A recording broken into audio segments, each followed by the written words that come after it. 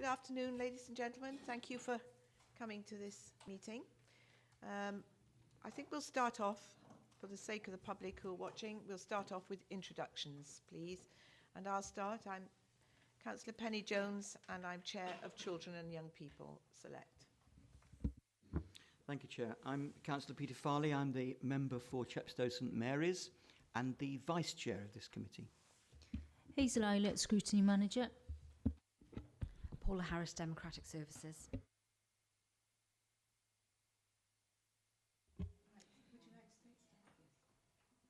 Claire Robbins, I'm Programme Lead for the Workforce and Practice Development Plan. Good afternoon, everyone. My name is Craig Williams. I'm the Temporary Lead Commissioner for Children's Services. Hello, I'm Jane Rogers, Head of Service for Children's Services. Hi, I'm Mike Fowler, Parent Governor Representative. Debbie Blakeborough, member for the Trent United area. Cabinet Member Jeff Burrows for Safeguarding Social Care and Health. Nikki Wellington, Finance Manager for Children and Young People. Andrew Evans, Accountant for Children and Young People. Tyrone Stokes, Finance Manager for Social Care and Health. Richard Jones, Policy and Performance Officer. Mark Howcroft, Assistant Head of Finance. Councillor Val Smith, observing. Councillor Tony Eason, Dukes Award, Caldecott, observing also. Thank you. And we welcome, sorry, would you like to introduce yourself? Yes, my name is Anne Ferris and I'm from Care Office Service Inspection. Thank you. Thank you. Right, next item on the agenda is apologies for absence. Please. Yep, we've received apologies today from Councillors Linda Guppy, David Jones, Maureen Powell and Peter Clark and Claire Marchant. Thank you very much. Declarations? Could you take apologies from Keith Plough? Oh, right. Thank you very much, Mr. Eason, Councillor Eason.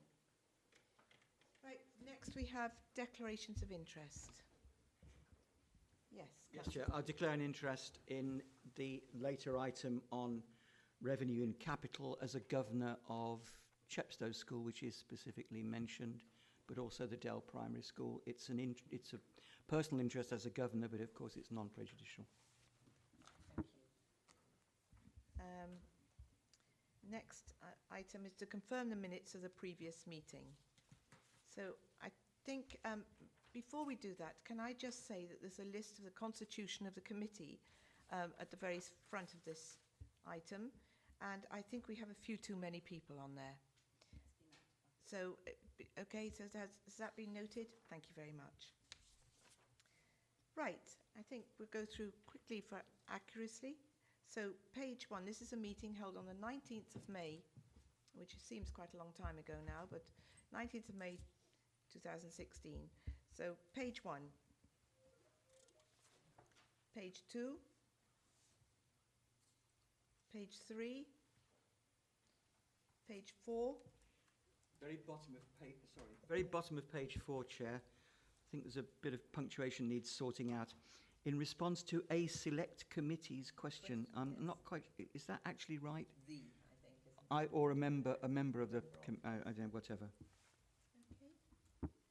Thank you, Councillor Farley. Page 6. Oh, page 5. Sorry. Page 6. Page 7. Page 8. Page 9. And page 10. Are there any matters arising? And can we take these minutes as read, please? Yes, thank you. Thank you. Right, our next item on the agenda is item 4, and it's divided up into sections. It's really about the Children's Services Improvement Journey. And 4A is going to be first, or 4.1, whichever, on your programme, which is the Children's Services Improvement Programme. And this is going to be presented by Jane Rogers, who's Head of Children's Services, and will provide the CYP Select with an appraisal of the current issues and key challenges facing it within the children's services, especially Post Social Services and Wellbeing Act. So Jane, can I hand over to you? Thank you. Thank you, Chair.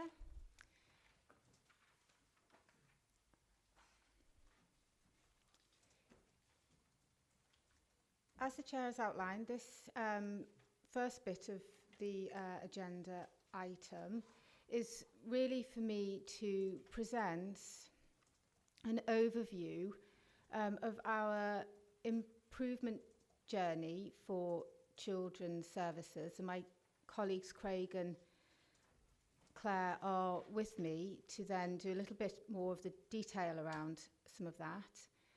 But really just to set the context, I've been in post, as most of you will be aware, since February this year. And coming into post, together with a relatively new director of the Social Health and Care Directorate with Claire Marchant, was a good opportunity for us really to take stock of where we were and think about, as a new head of services, where we really needed to be moving to. We had some real key drivers around that. We were very aware that our looked after children population was increasing and that we were continuing to experience pressure on the budgets that were allocated to us. We were also aware from our workforce that there was some discomfort within the workforce around their practice, the processes that were in place, not quite feeling where they needed to be in terms of achieving really good outcomes for children.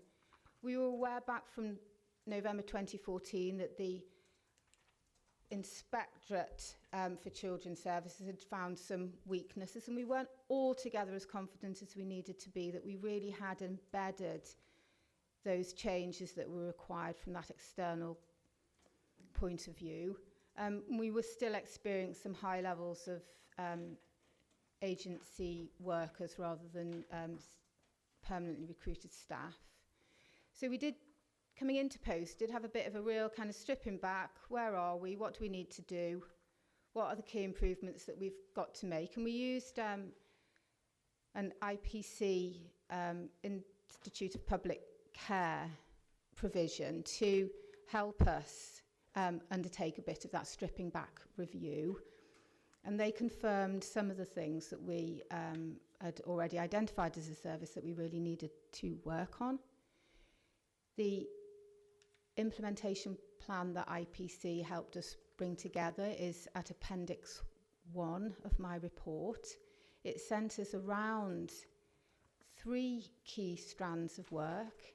The first strand pertains to the overall purpose of children's services, with some visioning around that, and sitting within that work stream is getting our service delivery model as it needs to be, with the right processes, resource alignment and practice sitting within that model. And we need to be communicating that not just within the service itself, but out to our partners as well.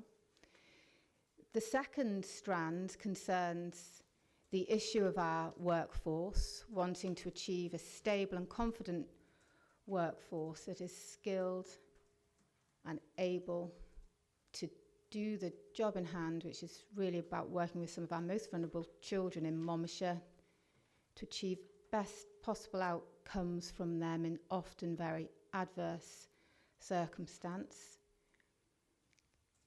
As a specific work stream, Claire Robbins is going to help us lead. Is going to be leading on that. The third work strand is really that service offer as a children's services. We've, part of our review, have started to identify some gaps in our service offer. With Monmouthshire, we remain a very committed service to the social workers actually being the intervention with their families and the children that they work with. But we need some actual services to help us along with that. We're very aware that some of our gaps within that are around some specific family-focused support work that actually can go out and work directly with families, sometimes in quite an intensive way. So we're really having to think about how we can achieve that within the service, looking for across the spectrum of care, right from early identification of need and early prevention through to the more complex end of children who require more expensive and intensive services. And Craig Williams is leading on that for us as a service.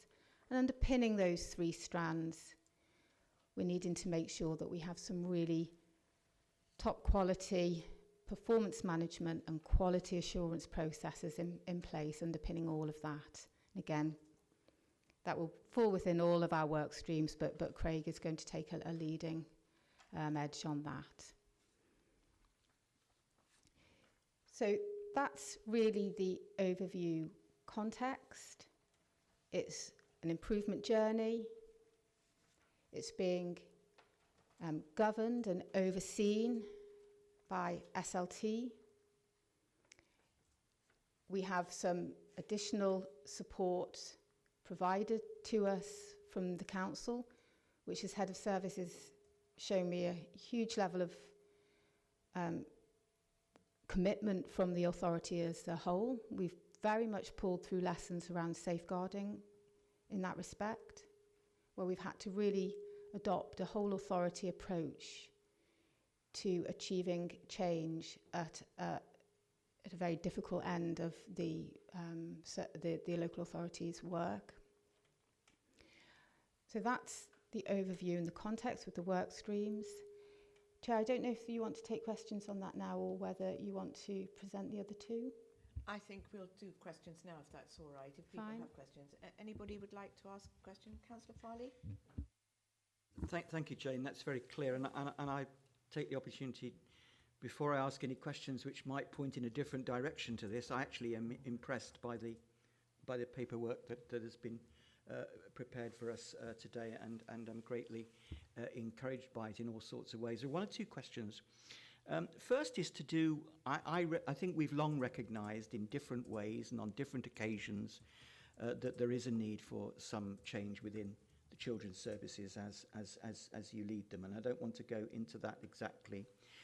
But one of the things that I thought might be emerging was an attempt to get a bit of a better match between the children's side and the adult side, and this presumably points a little bit in that direction, doesn't it?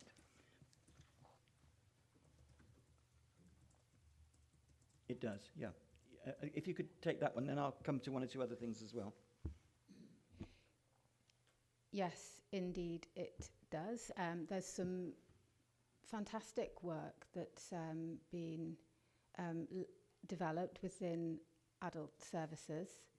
We very much as children's services feel that we need to be becoming much more closely aligned within within the work that adult services has taken forward.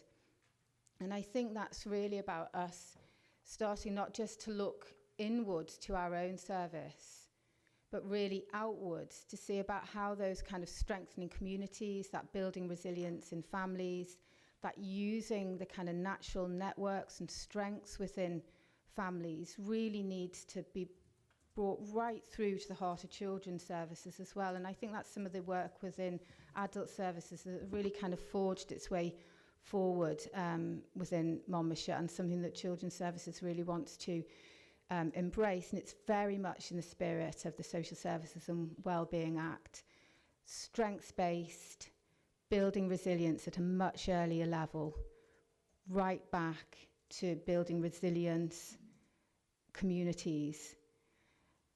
It's not been our traditional area of work. And of course, we have to get our own house very much in order. But I see that outward-facing function of children's services as very much being a part of that. Really, that if we don't get it right at that early prevention, early intervention stage, then we will continue to be at the same point that we are within children's services, which is children being escalated through through a system and into those kind of higher end resources, which of course do have a budget pressure, but also very much don't have the best outcomes for children either. Thank you for that. And so having said that, one of the things I might have expected to see was a bit more of an emphasis on the sort of place-based approaches that adults are looking at, and whether that would apply to children's services. Does it need to? Could it? I think you know where I'm going, because there is a sense of the link between community and resilient community might be through a more conscious, place-based type approach.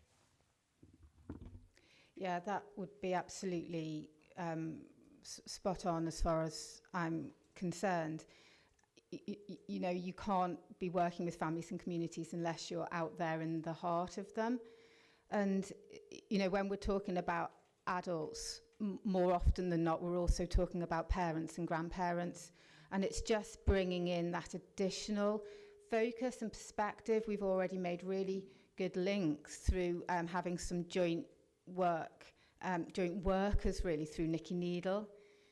One of our team managers has been seconded into kind of working around that transformation agenda under the broad outline framework of the Social Services and Wellbeing Act, to start making those small steps forward to seeing really how we can start to kind of just move our focus of attention within children's services, not losing sight of our core business, but really to see how we can brace some of those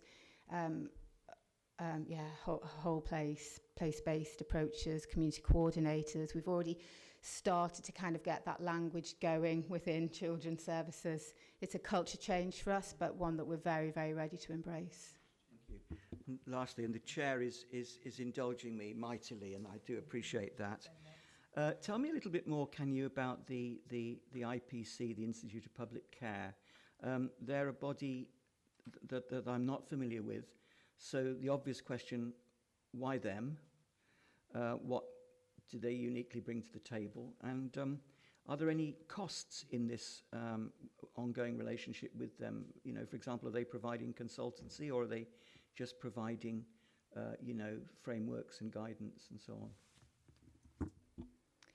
on? IPC, Institute of Public Care, are a body that sit within Oxford Brookes University. They're very well, highly regarded within kind of the social care, healthcare field.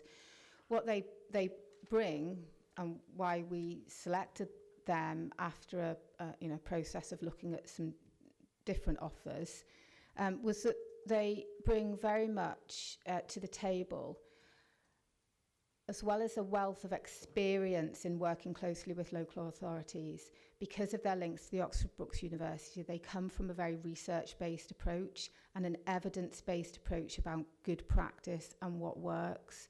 So they've been extremely helpful in enabling us, facilitating us as part of that, our self-assessment process, to guide us really at some of the key questions around what we need to challenge ourselves over, and be able to benchmark that against what some other authorities in England and Wales are doing, have done, but also against what good practice from a research perspective does for us, so that we're able to kind of steer that, bringing it back to Monmouthshire, having more of a sense of, how other areas have maybe tackled some of the problems and challenges that we face, together with what the research tells us. We're able to kind of steer our own Monmouthshire ship through those waters and say, okay, bringing this all together, our own self-assessment, our knowledge from other areas, our knowledge from research, what does that now mean for us? It's been particularly helpful around that kind of really understanding the service offer and how we might be able to kind of turn that around so that we're kind of getting that earlier help in, rather than fixing it when it's almost too late and we're in high-cost, high-end placements. Thank you very much. Thank you. Anybody, any questions? Councillor Blakeborough. I'm mean, first of all, when I read all the information, I definitely felt confident that you had seen there is an issue and you are out there to tackle it and to put it right. And listening to your reassurance now, I have to say, probably about 18 months ago, I had the same reassurance while I was sitting here, and actually it wasn't going right. And the triggers that, or the warning signals that highlighted things weren't going well was the overspend, was the inability to retain staff, even though we supported the idea of investing more money to have permanent staff, and the increase in numbers. So I guess what my question is, what specifically will you be doing differently to make sure that these things do not happen again? Thanks. It's a very, very fair question, and take on that level of frustration that both the authority must feel towards children's services, but also that is felt within the service. I hope that we've already started to do things slightly differently around our improvement journey, albeit it's another improvement journey. What I think we've done this time is to really try and strip back, to really try and go from the basics. Why these symptoms? Why do we keep coming back to the same point? And I think we've really tried to triangulate that, I hope, in a more, I think because we've been, we've had to. Really stripping that back and coming in from a much more forensic approach and a much more brutally honest approach. We've really taken on board advice from our external regulators. We've really tried to listen to that. We've tried to listen to our own staff, I think, in a way that's maybe been slightly different than before. We've had this external help to challenge ourselves through IPC. And so it's that kind of stripping back and almost building up. And I think that maybe what has happened in the past, was a kind of relatively quick change of heads of service, is that we've been left with the fundamental model. And we've tried to kind of take somewhat of a sticking plaster approach. But in the end, we've still had the same model. We've tried to kind of come right away from that, almost to kind of let's just rethink this. We've had some really arms wrapped around us from the authority, with those, kind of Craig and Claire sitting here is kind of almost demonstrating that fact, to really help us along our journey and to be brave enough really to go right back to the beginning. So part of our improvement is taking some bolder decisions around, let's actually look at our delivery model against what we're trying to achieve. Let's actually change staff around so that they line up where the work is. Let's really look at the skill set. Let's really think about, if we've got a lax strategy, I shouldn't say that. If we've got a strategy in place that's really trying to kind of look differently about how children come into the system and what actually then happens to them. Let's try and strip that back and open. Let's look at our prevention. Let's look at how we handle complex. So we've really, from a whole service point of view, gone right back to the beginning. And the other thing that we've got that is different this time is a really clear programme approach. It's not just bits of change here, bits of change there. It's actually a coherent programme plan of change with the correct governance in place through SLT. And that programme approach with the three clear stream leads will have underneath it the modelling which helps us know whether we're on track. We haven't quite articulated that fully yet, but we will be monitoring, our LAC figures, our budgetary control, our how many staff we've got on agency and how many staff are permanent and all of that, so that we've got, as well as our suite of PMIs that we have to obviously deal with day in, day out, we've got some of that bigger picture stuff that's actually saying, are we starting to turn this round? And I'm not for 1 minute suggesting that this is a 6-month programme. This is going to be a fairly quick change. You know, notionally we have in our minds, let's really start to kind of see some tangible difference, maybe 12 months in, but probably more realistically 2 years, you know, but we're committed to it. And we've got this plan that we will work on. We're already drilling down to get that into much more granular detail. We've got a programme lead, again, through the council in Deb Hill House, who is also helping us to drive this implementation plan. Yeah, I mean, I definitely saw that when I read it. It was kind of like stripping back was starting again, which, you know, I was positive from reading that. And I think you started to answer that question, because as I was reading it, some of the sort of targets or suggested targets are quite generic, sort of supporting parenting and early attachment, and it's very kind of vague. But I think you suggested you are looking for tangible differences. So when you see the difference and when things are working, what does it look like? So, for example, what will the culture of that department be like? What is the behaviour you're looking for? And it's the old SMART targets. Will we see a little bit more of that, so it helps us to help monitor whether it's working or not? It's again really, really good question, and it's something that we've really got to give some thought to.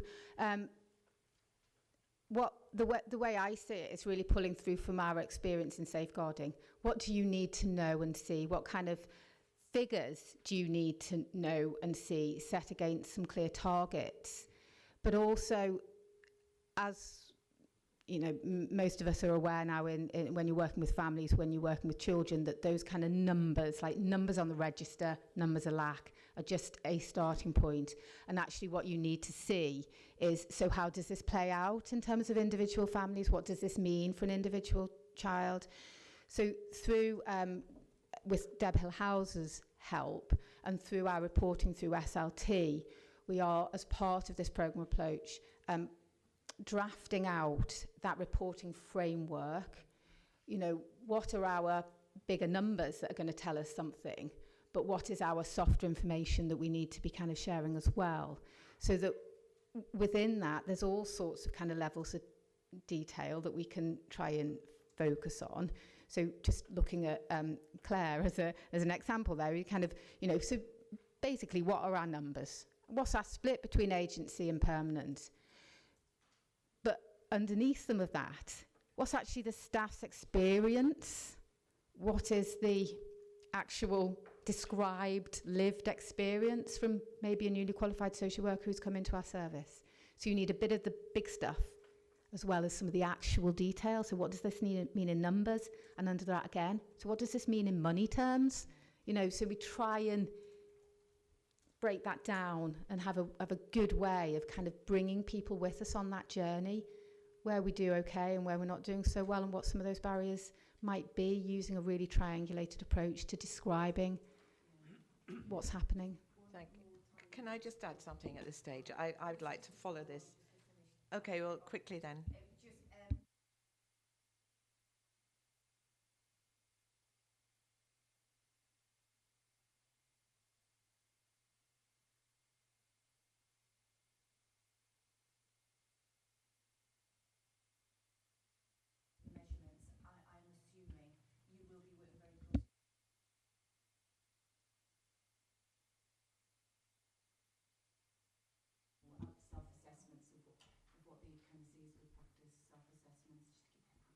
Yeah. So can you use your microphone in future, please? Councillor Brakebury. Okay, thank you.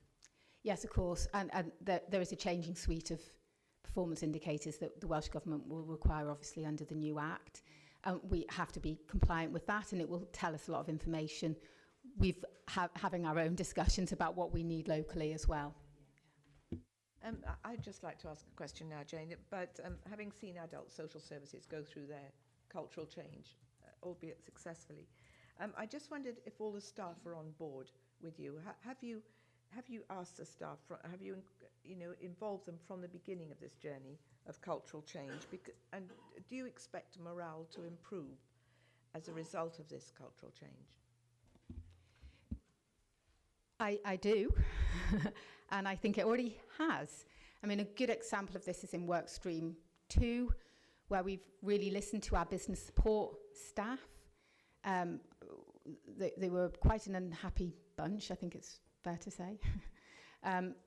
We've really listened to them. We've engaged them in the overall improvement plan. This is what we're trying to achieve as a service.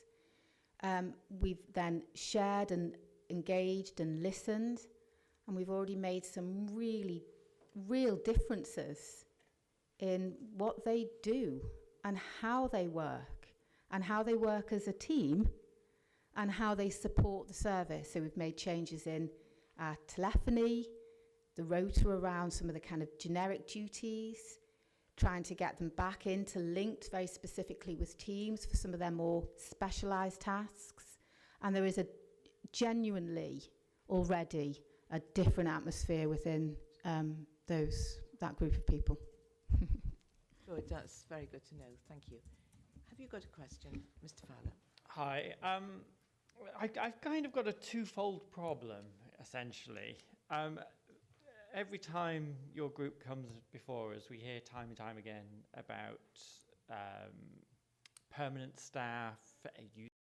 There's a lot of somewhere in here I notice you talk about growing our own, and I take that to mean that there will be a deal of drawing on people already here for their skills, their experience, and so on and so forth. Are you satisfied that actually people will be available in sufficient numbers and with the right skill sets to take on what is actually really a training role rather than a sort of practice role? Do you see what I'm getting at? It's about competencies and it's another aspect of the resource issue, really. If you're going to use people, have you got the right mix, and do you need any help to get ones if you haven't got them? Thank you. Yeah, that's a really good question. And the honest answer at this moment in time is we don't know. So what we're doing is we're carrying out a skills audit with our whole workforce. So that will be everyone in children's services. So we can clearly identify currently what their skills are. But not only that, what are their aspirations? So what do they want to do with their careers long term in the future? Because ideally, as Jane's described, a lot of the current management teams have been social workers, have moved around the service, and that's really helpful and healthy, and that's what our current staff want. So the important thing is that we start working with our workforce, and they have a development plan, they have those conversations with their managers to find out what their aspirations are, and that then we're able to offer development plans, personal development plans and team development plans in order to help them and provide those training and development solutions so that they can progress their career with Monmouthshire. I'm grateful for that, and you've reminded me of something else, so just to conclude the question really. Looking at some of the work that's been done on the other side of the house, transforming developing adult services, one or two of us as members of the committee have actually been able to take part in an event or two just to get a feel. We're not offering our services as trainers, but it was a great opportunity to experience the things that were being talked about in committee, and of course a great opportunity that we might not otherwise get to meet with staff and people from sort of partner organisations. So regardless of what decision the committee makes about how it wants to view progress on this, I would certainly be interested, if it was possible, and we don't have to fix anything now, for some of those opportunities to be available, because I think it would actually help if members were better engaged with the change process and with our people. I think the team would absolutely welcome that. We only recently this week started talking about how we're going to start engaging differently perhaps with our community and with our partners, and I'm sure the team would welcome your input. In relation to how adults have approached things, we've made huge steps, as Jane said, to work alongside our colleagues in adults to learn from that experience. I've come from sort of an adults background as well. We only yesterday had a service manager from adults doing a session with one of the teams yesterday, and we're hugely looking forward to the collaborative communication training in September that adults have gone through. So our training plan could detail that, and maybe that's something we could bring to the committee on another occasion, so you can see the fantastic training that we've been doing in line with adults also. Thank you, Claire. Thank you, Claire. I'd just like to carry on that theme, really. I'll come to you in a minute, Councillor Baker. Has staff time been arranged? You've put that you would like to arrange staff time to incorporate training and development, and the timeline given was June 2016. And I just wondered if that has started already, the process, because I think it's going to be fairly vital, isn't it? Yeah, it's hugely underway. If you come up to the office now, you'll see we have a training wall, much to the disdain of property services, as we put brown paper all over the walls. So we have a training plan on the wall there. It did start in June, hence the start date in June. It's offered to the whole of the workforce, and we have a programme that runs for 12 months. We're calling it a rolling programme because this needs to be sustainable. It needs to continue from now on in forevermore, and therefore we'll obviously continue to review it, and we run it every quarter. So we have the first quarter on the roll. When that month is concluded, the following month will go on. And we're working very, very closely with our colleagues in the training team to work alongside them to help us build and deliver that plan. So that's well underway. We've also got smaller training plans for different services as well. So while there's the overarching team plan, smaller teams have their own individual training plans that have been identified, and that commenced in May, I believe, as well. So, yes. That's exactly as Claire has described, but I'd just like to add one thing, that most of the training that we've been offering has been delivered by in-house trainers, so that we really build that sustainability. We've been working on our own programmes. I've delivered some, the other service managers are delivering. Yeah. So it's really building that sustainability. Which in itself improves the idea of support within the team as well. You know, it's in-house. So that's excellent news. Yep.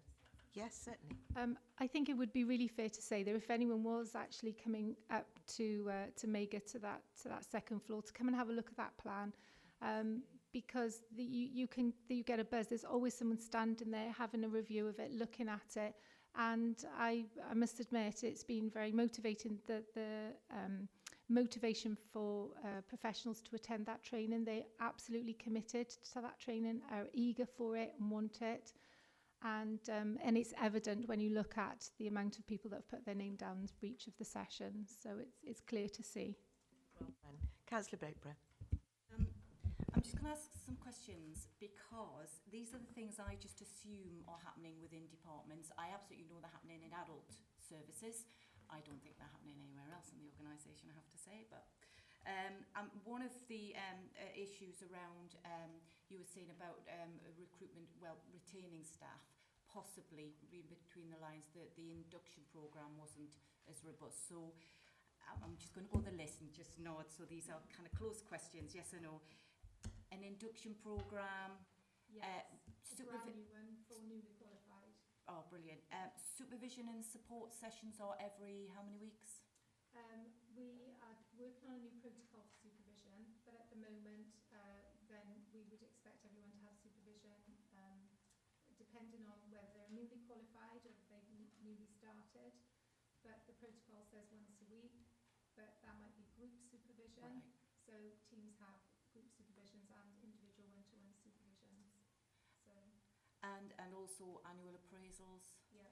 And who is responsible to ensure these things are happening? Because just sometimes the supervision, had a quick chat in the corridor with you, that's your supervision done. Is somebody going to monitor the supervision notes, those kind of things that they're taking place? We actually discussed this morning that supervision will be one of our monitoring KPIs. So we're working on how we start to do that. So it already is for annual appraisals, check in, check out.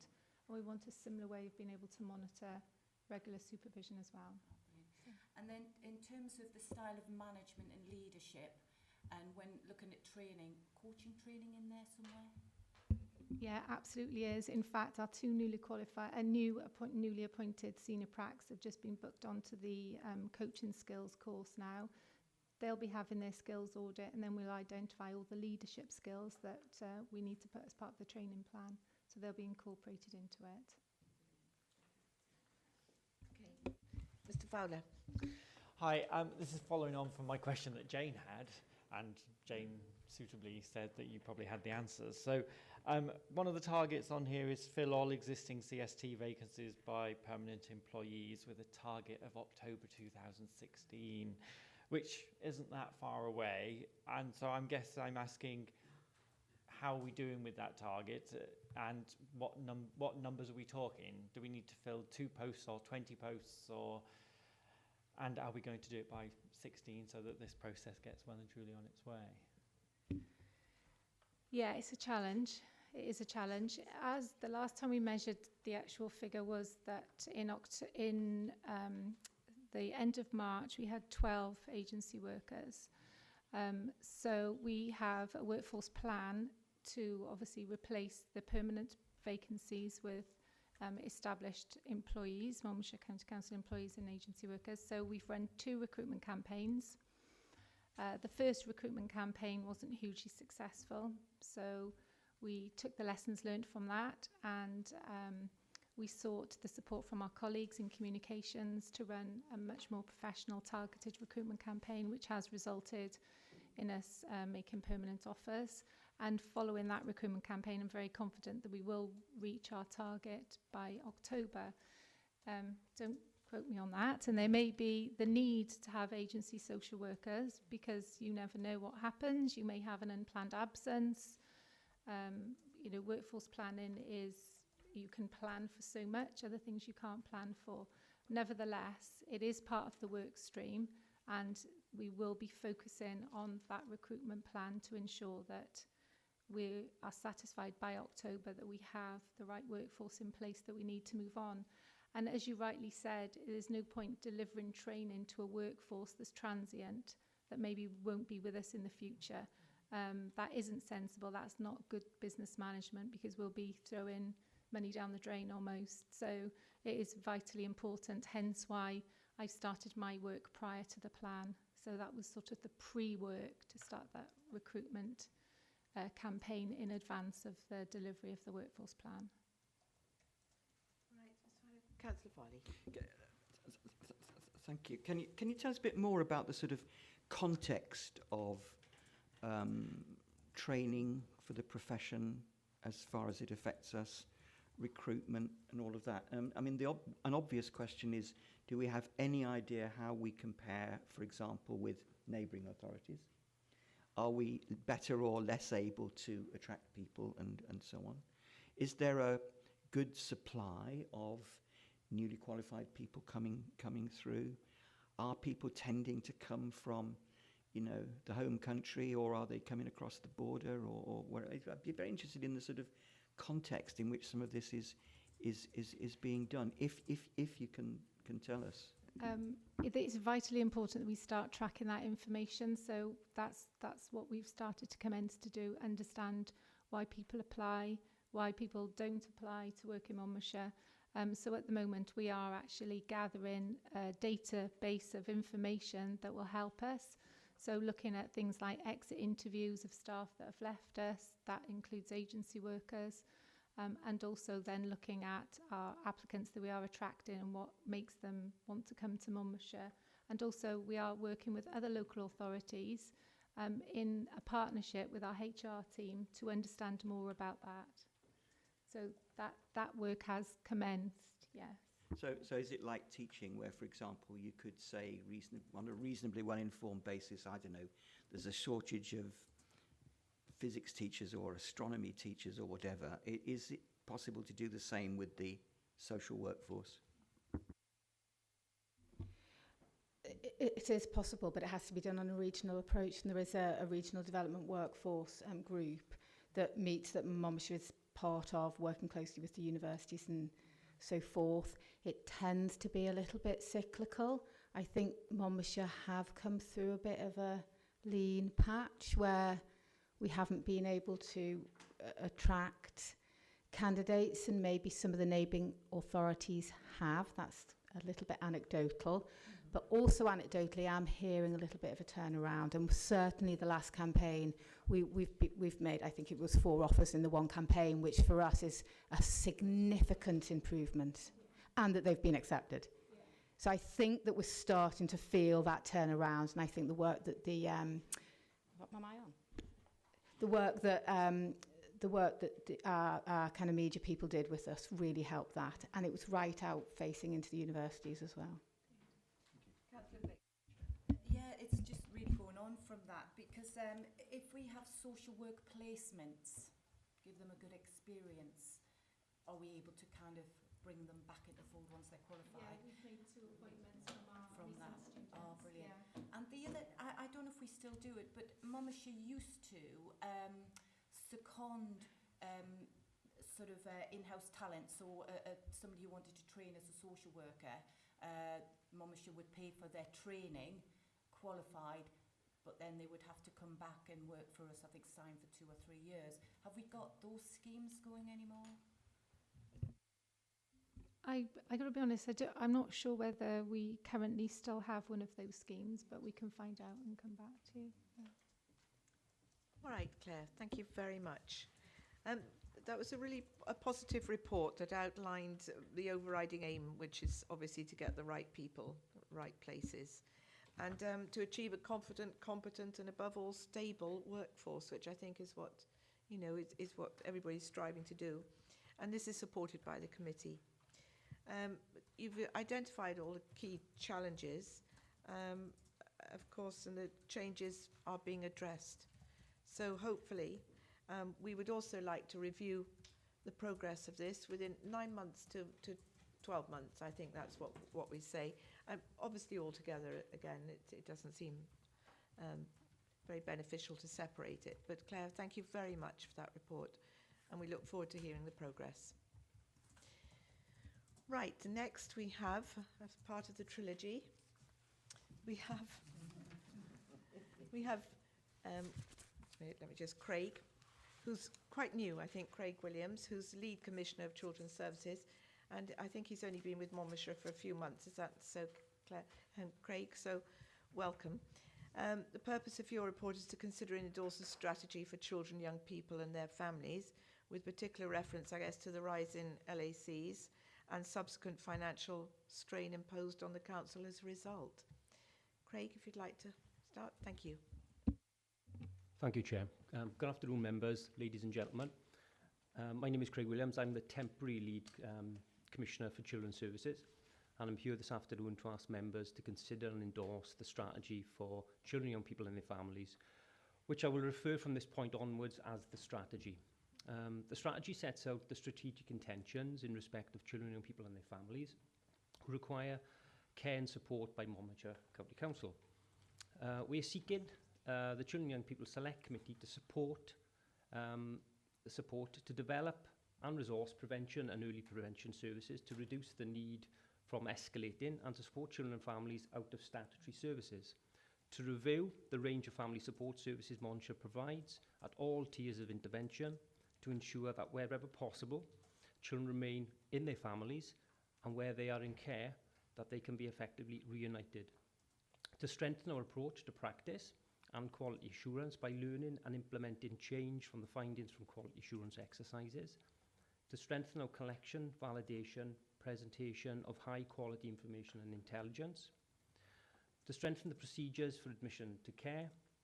To improve the opportunities for children and young people to have permanency outside the care system by enabling them to be reunified with birth or extended family where it is safe to do so, or by securing an adoption order or a special guardianship order to live with a permanent family. To expand the availability of placements to meet the wide range of children in particular placements, for teenagers, parents and babies, sibling groups and children with additional and challenging needs. To evaluate the BASE project with the aim of establishing if the model has been effective and whether it can be expanded to all foster carers, adopters and special guardians. And finally, to ensure placement with parent agreement are updated in line with regulatory requirements and plans are monitored, and where possible, that arrangements are made to discharge care orders and support families to meet children's needs without the requirement for them to remain looked after. Why are we doing this? We're doing this as we want to work successfully with children and family and people, with parents and families and partner agencies to help children and young people achieve the best outcomes.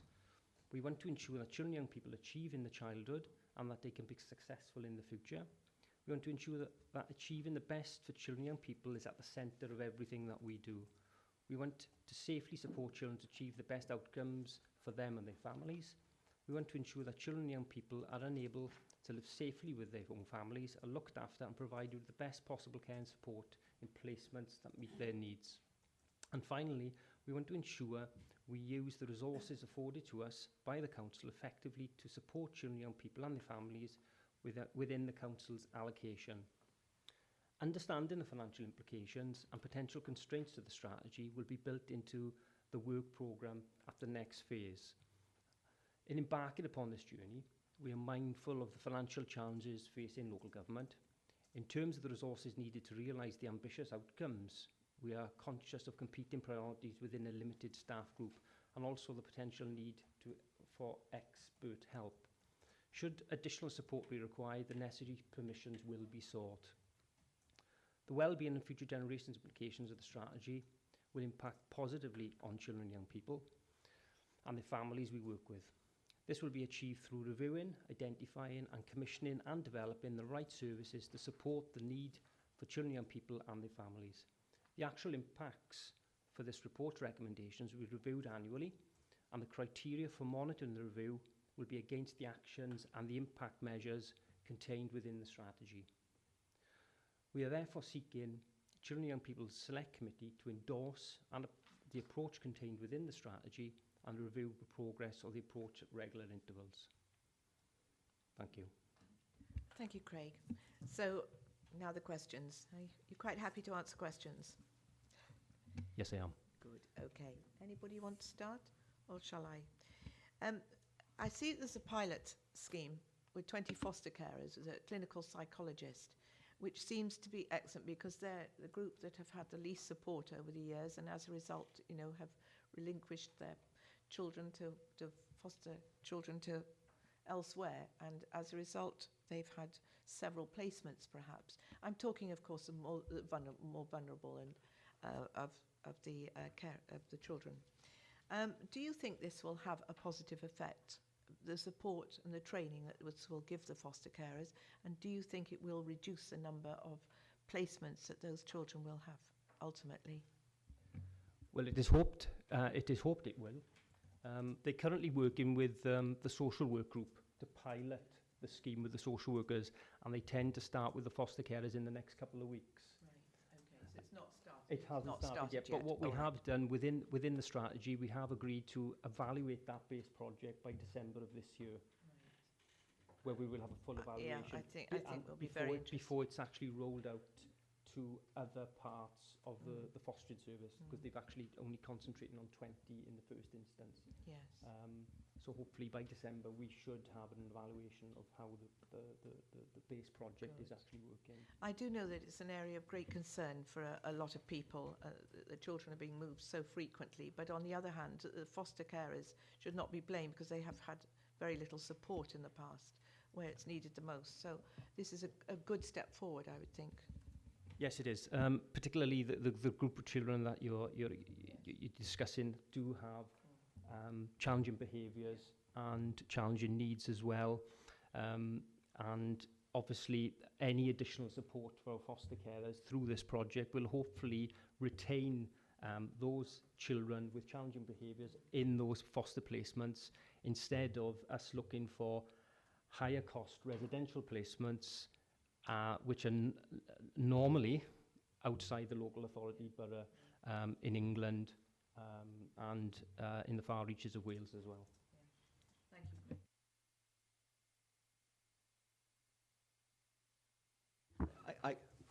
I know it's in the report, but the advantage of a meeting is you can talk about things as well, as Chilcott demonstrated yesterday. But in the on page 81, where you're looking at some of the historical data on looked after children, it's interesting to see again, while the LAC population is decreasing across most Welsh authorities during the period, as it happens December 2011 to March 2016, Monmouthshire has seen a 34% increase within the same period. I know it's in the paper, but it just feels there's something there that we need to be trying to get to grips with, and I guess that's partly why this is.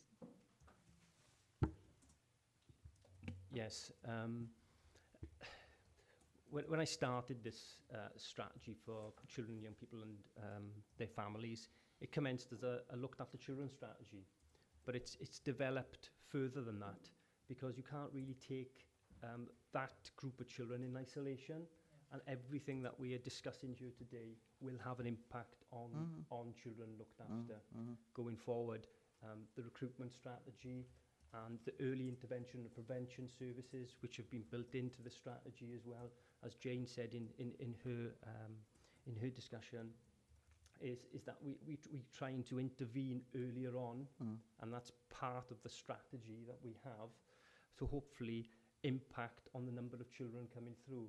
And the last couple of years, we haven't had a strategy like this, or a combined effort through looking at early help and intervention and the recruitment strategy. So what we hope to do is that everything that we propose today will have an impact on the children looked after figures going forward.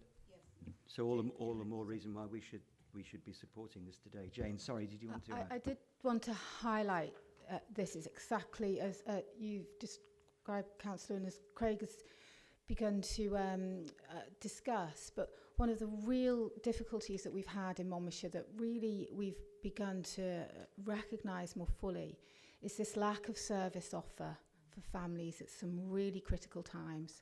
That edge of care, or just after entry into care, when we really don't have that service that can work quite intensively with families. We have the social worker, and we have services that sit quite far down that kind of windscreen of need. And one of the key things that work stream 3 has got to deliver on is possibly some realignment of our funds, or looking for some streams of financing from maybe other bits of the business that aren't working quite so well for us, to really make sure that we get that service offer in place, so that we give children and families the maximum chance, really, because we don't want to bring children into care. We want to use our child protection processes effectively to reduce that. And I notice really, you have picked up that our LAC going up and our child protection going down. We really want to reverse that trend. Well, we think a service offer there is one of the key components that we're going to be using to do that, as well as everything else that we've been discussing. Well, on page 94, you actually state that Monmouthshire does not have a coherent model of the range of family support services required for all tiers of intervention. And you state a review is urgently needed. So I was just wondering, is that review about to start? Is it ongoing? Where are you with that review? The review is to commence once the strategy is endorsed by the select committee today. So we're obviously waiting for it to be endorsed before we actually commence that. I mean, I should say yes, in kind of formal ways, but actually informally, this is what we've been doing through IPC, through our own kind of self-assessment, through our comparison with our neighbouring authorities.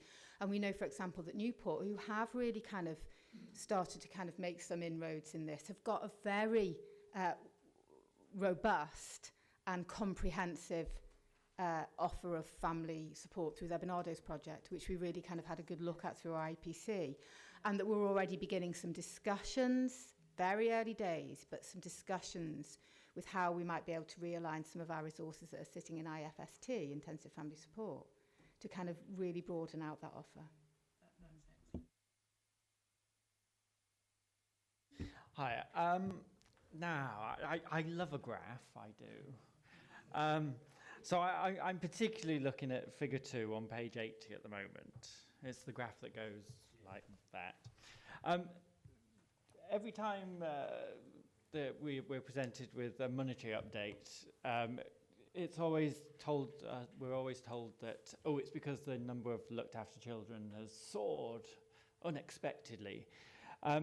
So considering the numbers were unexpected, I just wonder how you achieve these two numbers where you can suddenly predict right through to 2021 where the numbers are going to go like this if we do nothing, and suddenly if you do something we're going to end up with less than we are now. And I just wonder where those numbers are from and how we're actually not having our looked after children and getting less.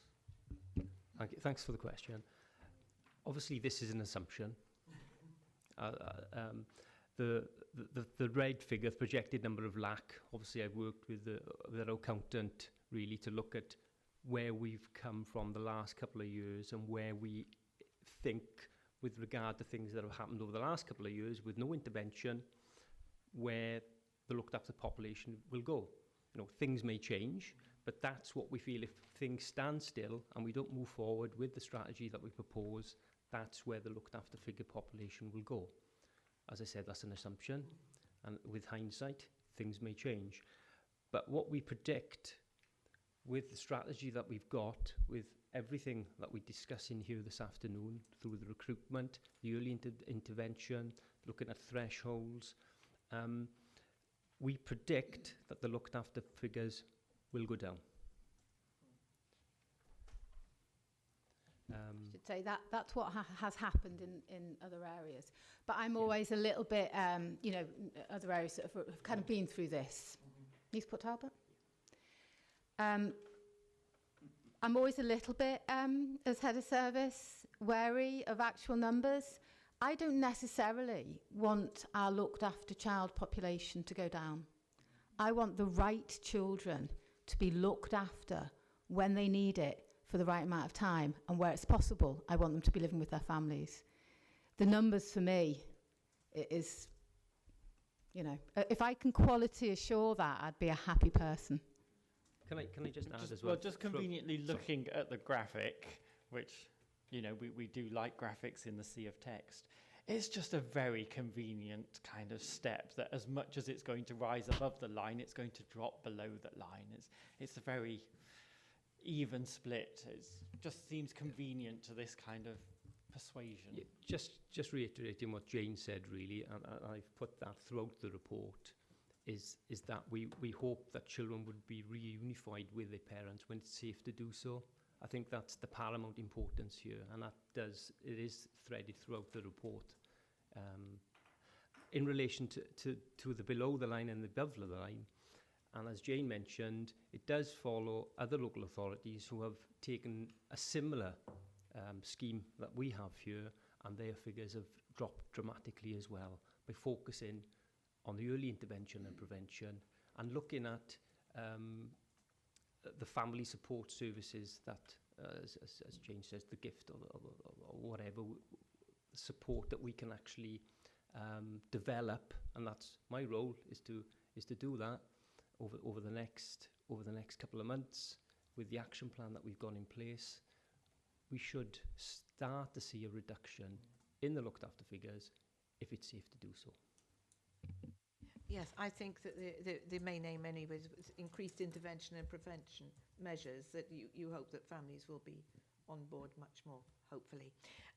Right, as an observer, Councillor Eason would like to ask a question, please. Yeah, thank you for allowing me to ask.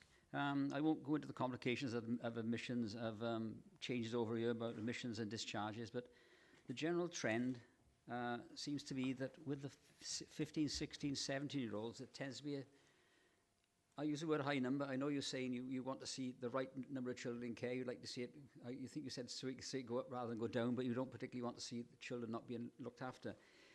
You see, it seems to be a general trend of between 20 and 30 children between 15 and 16 and 17 that are always there on the graph. The lower numbers, lower ages of children seem to be consistent. Is this a problem of stacking up at the end where you can't discharge some of these elder children? And equally, do you import children into Monmouthshire, and how many of these are homegrown? Why therefore, what can be done to resolve the 15, 16, 17 lump at the top end? think I made reference within the report. Thanks for the question. Within the report, that for young people, children and young people above the age of 6, it's very difficult to reintegrate them at home. The younger children, obviously, we can look for adoption orders, placement orders, those things for the long-term looked after population. So the older children necessarily become part of, I wouldn't say problem, would be part of the looked after population as such. And obviously we try to intervene as early as possible, but hence what we are trying to do within the strategy is trying to break that cycle. It's a cycle as such. Hopefully I'm not making myself particularly clear here, Jen. I don't know if you want to help me out with this. But in relation to children aged 6+, the majority are on care orders, and obviously we've got to work very closely with the courts to actually put that intensive support in to try to and work with the families to reintegrate these children home. And that's something that's obviously hasn't been done as well as we possibly could have done it over the last number of years, but hence why we're putting in this strategy is to try to improve that, improve social work practice, and also improve the support services that are there for families to reintegrate these children home, because those services haven't been there. And the underlying action, one of the actions within this strategy is to develop that family support early on, but also family support to step children down from looked after accommodation, which has not been there for the last number of years. It's very sparse, that service provision to get to discharge children and young people from looked after accommodation, and hence over the next couple of months and years we'll be developing that service with our partner agencies and with the private sector to try to develop a support function to work with families so the children could be reintegrated home. The suggestion is that it gets more difficult as they get older if you can't integrate them when they're younger. Yes. I think that's right. Our under 6, there is a much more, it's an unstable population, because normally speaking we would be aiming for those children to be adopted, or there would be family placements that we could make on the longer term. We then got a proportion of children who are in long-term foster care, and that tends to create a more stable population around our older age group. Just to reassure you, though, all those children that we are of concern here are Monmouthshire children. They're not those children who've come in from other areas and are placed in Monmouthshire. So that the figures pertain to Monmouthshire children, albeit some of them may be not placed in Monmouthshire, but they are our Monmouthshire children. Okay, so what I see is some links between this item on the agenda and the next item on the agenda, where a certain aspect of well-being of children is included. Thank you, Councillor Eason. Right. Mr. Fowler, would you like to ask? Oh, sorry, no, Councillor Brakeburn next, sorry, and then Mr. Fowler. Sort of listen to what you have to say. I guess what I'm sort of picking up then is that your overall aim is to reduce the number of looked after children in temporary foster care. That's kind of your bottom line. To try and find them to settle within in their homes, or adoption, or to have intervention so that they're in foster care only for a short time before they're moved on. And I've got a few other questions. I'm not sure whether that's completely accurate. I suppose we want less children coming into the care system unnecessarily. I'm not saying that necessarily are really, but we want to maximise their chance of not coming into care in the first place. If they are in care, Of course, we want to kind of look for options, explore every option that will allow them to not be in a permanent lack situation through adoption or family solutions or whatever that might need to be. But our other bottom line, I suppose, is if those children are in situations where the best outcome for them is through or the only outcome for them really is through a permanent lack, to be permanently looked after by the local authority, is that they are in placements that keep them close to their home, close to their communities, that are meeting their needs, albeit they may be the most complex and challenging needs out of that kind of population area, that they're met here and that they stay here and that they're not necessarily kind of up in, well, we've had children as far away as Manchester, not because we want them to be there or that's necessarily the best placement, but because that's, run out of options. And that's why we've got to really think of this kind of approach, this strategy. It's really covering the whole range of our pre-lack population and our lack population, I guess that's the other sort of question to go on from there in terms of it's not in this report, it might not really have meant to be in this report, but it's sort of interesting for me to know sort of per month or annually how many referrals are made and therefore how many are diverted away from lack because of early intervention. So I think a measurement of that shows the success of what you're aiming to do, and those figures are helpful because when you're looking at the 129, I guess I'm interested to know how that compares with other authorities. But has anybody done any work on unit cost? I don't want to think of a child as a unit because they're not, but in terms of how much the department costs, how many children come through, and again, how that compares to other authorities, just in terms of the money spent and the quality delivered. Can I stop you there then? Can I bring in Tyrone, please, who would like to answer that particular question? It's okay, no problem. Thanks for the question. Back 2-3 years ago when I delivered the outturn for CYP Select, I did mention that we were embarking on unit costs and compared the data. I've been doing that now for the past 3 years. So we have got a wealth and a plethora of unit costs, and also compared the data where we do compare against the other 21 local authorities, not only on unit cost, but also on CP to LAC ratios as well. So we've got that.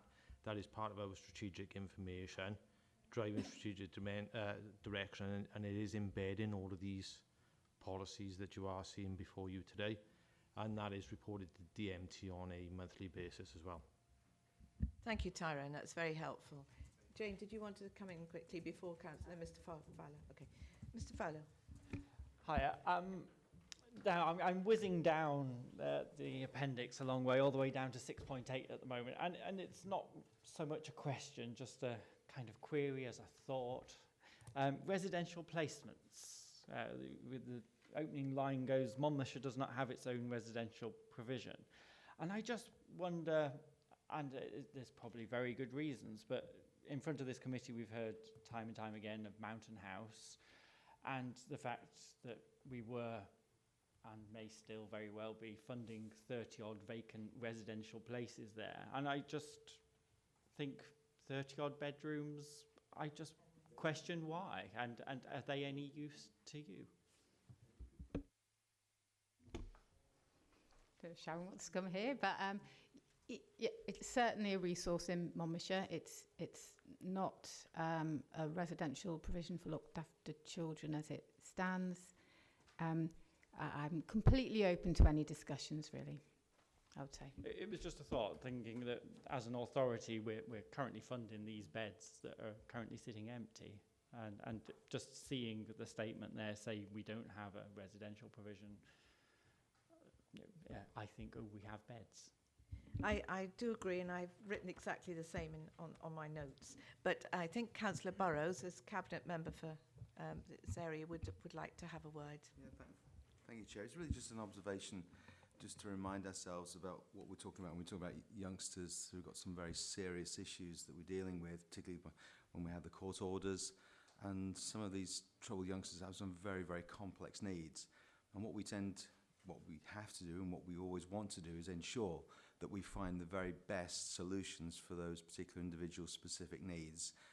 And certainly as far as Mountain House is concerned, I take the point completely. It's an asset that we have, and is it being utilised? I don't think it is the kind of thing that we're looking and putting these kind of things together, because very simply, we've got some very troubled individuals that need some very complex, multi-layered, multifaceted needs, and they have to be addressed. And sometimes, if that is 200 miles away, well, so be it. So, the point is well made about that particular asset, but I don't think it's in this context that we'll find that solution. Thank you, Chair.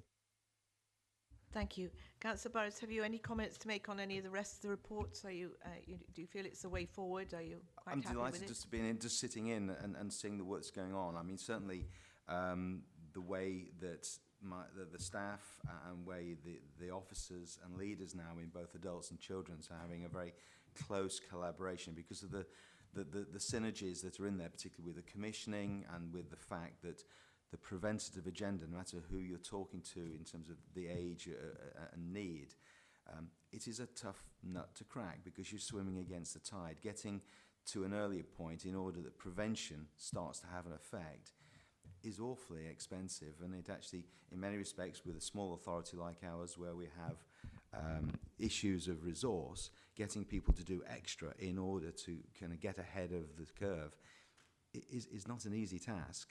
But it is seen self-evidently the only way to be, that the better, more prepared you are, you're more in control of the circumstances, and if you're attending to an individual's needs, irrespective of age, at a very, very early stage, the resource requirement is far less, and it may well be that you actually stop that progression of need becoming more complex, rather than just actually waiting until an end point when someone presents with some horrendous needs that are actually very, very expensive. So I'm just very happy to be here this afternoon, just listening into the debates, and thank you for inviting me.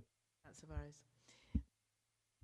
I think, Craig, we're going to thank you very much for that comprehensive report, which was really clear and raised some pertinent questions which, have largely been answered. And I think you'll be pleased to know that this select committee does endorse the strategy and supports the improvement journey as a whole from all aspects of it. We recognise that Monmouthshire has an over-representation of children who are subject to care orders, and it is hoped that this strategy, when evaluated later this year, will have proved to be effective, so that all your hard work has come to fruition. We would also like to review it 9 months to a year's time, as stated before, and we wish you all luck and commend you on your hard work. So thank you very much. All right. Right, next we have, and I will give you a couple of minutes to do the changeover. We have Richard Jones, who's Policy and Performance Officer, and he's going to be looking at performance report, improvement objectives and outcome agreements. Okay, Richard.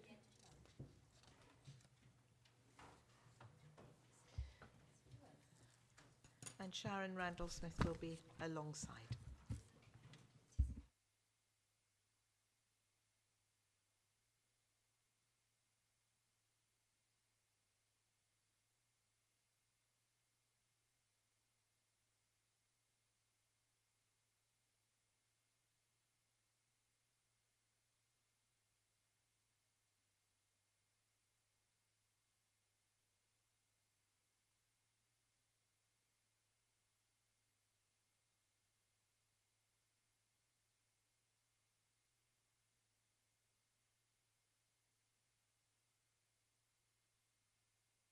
– 2013-16, sorry.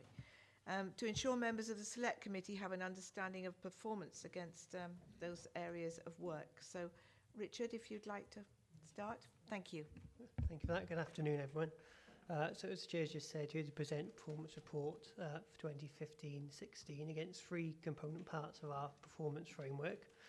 The improvement objectives, which are attached to Appendix 1, the outcome agreement attached to Appendix 2, and the National Performance Indicator data set for education and children's social services. I'm aware that some parts of the report will be relevant to other select committees, so particularly asking you today to focus on the areas within the remit of Children and People's Select Committee. So if I start off by looking at improving Objective 1, which is attached to Appendix 1, we will improve at all key stages of education.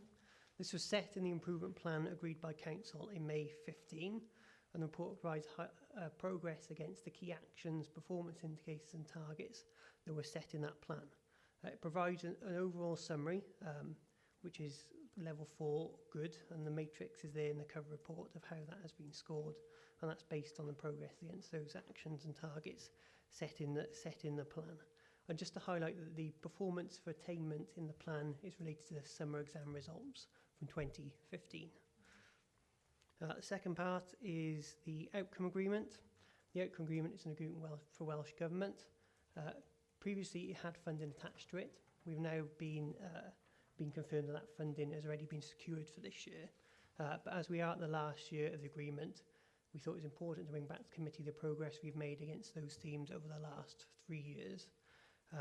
And the appendix attached, Outcome Agreement 1, we will improve school attainment, has been scored as fully successful over the 3 years of that agreement. And again, there's progress in there against how we've done against targets and actions. There's a strong link with improving Objective 1, but it's important, I think, to also look at them as 2 separate sets because they were set in different plans as well. So, but appreciate there will be some level of duplication in those reports.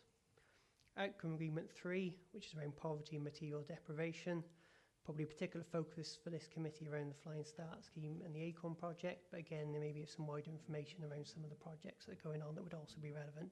And again, this has been scored as fully successful. And Outcome Agreement 5, improving early years experiences. A particular focus for Monmouthshire on this was around physical activity and play for children and young people. And again, there's going to be relevant parts of the report relevant to this committee and some other committees as well. And that was scored as fully successful. And then briefly coming on to the final part of the report, which is Appendix 3. This provides the performance against key national performance indicators. These are set by Welsh Government, used to evaluate council performance and compare across each authority. And within that set, you've got the education data set and the children's social services data set. And we've done a little brief bit of analysis looking at the 1-year trend, but also looking at the 4-year trend, look at how we're doing over the longer term against those set of indicators. And there clearly is going to be a link to the item previously we've just been discussing as well around the children's services improvement journey with some of those indicators. So I just want to give a brief highlight of that. Obviously, there's a lot of information in the report. We've got colleague Sharon Randall-Smith here, and also Jane may be able to pick up questions well on children's services, particularly. So happy to take any questions. Okay, thank you very much, Richard. Anybody? Councillor Farley? Mr. Fowler, you can come in. Councillor Harris isn't here, but Councillor Harris has always one comment request on these occasions, and it is to ask for numbers instead of just percentages, and how welcome it is in his absence to see that his wish has been granted. It makes me sound slightly sarcastic. I don't mean to at all. It makes it a lot easier. And the little graphs worked in the tables as well, I'm sure are exciting Mr. Fowler, but he will speak for himself. In all seriousness, it does help and is much appreciated. I'm not talking now about what it's telling us, but the actual business of how it comes before us and anybody else who looks. My guess is that some of this is going to be better talked about a little bit later in the year, but thank you for picking that point up and working it into the papers. Well, I was going to echo that myself, as is often we've asked in this committee for both the numbers and the percentages to be there. However, I am just going to pick up on one little one because I can go through the table and look at that. And the only one that you haven't given me the numbers for is those children that we're completely left with no education at all, that form 0.1% of our children. And I just wonder how many children they are. In Indeed, what part of a child?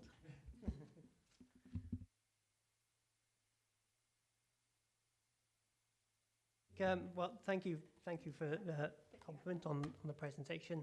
I think with those numbers, they are very small numbers, and they're not actually disclosed when the Welsh Government publish them. So we've kept in line with them and haven't disclosed them, but they are very small. And that's why it's 0.1, because obviously you've got quite a big cohort, and it's very, very small numbers there. But we've kept in line with that for the public reporting. Thank you.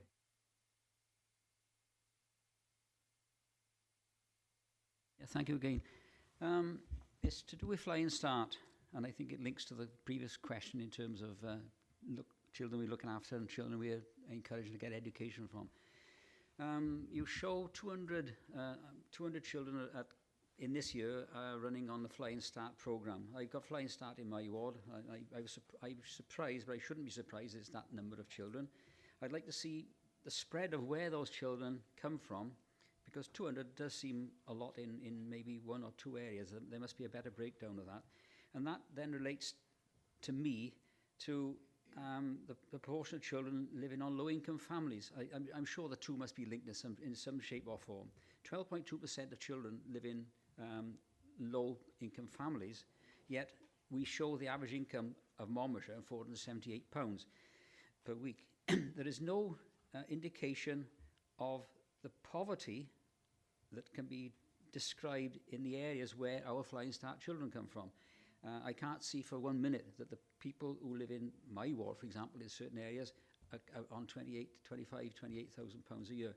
I'd like to see more detail on how the Flying Start numbers fit into certain areas, how their families who are being helped by the Flying Start fit into the matrix of employment and income that they can earn. It may sound a complicated question, but to see £25,000 a year as an average salary suggests that we shouldn't have any children in Flying Start. Thank you, Councillor Eaton. Yes, Sharon Randall-Smith. Thank you for your question. Certainly, when you see Flying Start across the authority, the total number doesn't give you the picture per area, and that's something that Beth and I have discussed. It's very evident when we look at scores for children in Flying Start areas where our expansion projects have come in to force. We're still looking at the whole total, and therefore it's not really a true indication of the impact of that scheme. So we are and have done split our areas into the number of children per area, and will then in the next year be able to give you that split information, because you're quite right, it would be more informative for you. Could we therefore then, when you do that, have more information on the average wage levels in those particular areas rather than average wage levels across Monmouthshire, because it's given us a distorted picture. I've criticised this for a number of years. Yeah, well, the wage levels shown there for actually people who work in Monmouthshire, not necessarily live in Monmouthshire. And also I think that's available from national data sets, which is obviously county-wide. We'd have to look to see, and I don't think it is widely available, those data sets at the maybe middle super output area, bigger areas, or lower down than county-wide. But what we are doing at the moment as part of requirements under the Future Generations Act is looking at well-being and needs in the county. So we're looking to draw in a lot wider contextual data and profiling that across smaller areas than just county-wide. So that may, as part of that work, give us a better indication about deprivation in certain areas, and also what the income levels are and those sorts of things. But directly on wage levels, I don't think they're available at those smaller areas. But that might be helpful work we're doing, which will obviously come before members. Right, thank you very much. Richard, I don't think there are any more questions at this stage, because obviously we await the performance report in the autumn, and I think then you'll have quite a few questions. But for now, alongside is Nikki Wellington, who's finance. Thank you, manager. Yes, I see. It's that important. Okay. Well, the report provides members with information on the forecast revenue outturn position of the authority at the end of reporting period 4, which is 2015-16 financial year.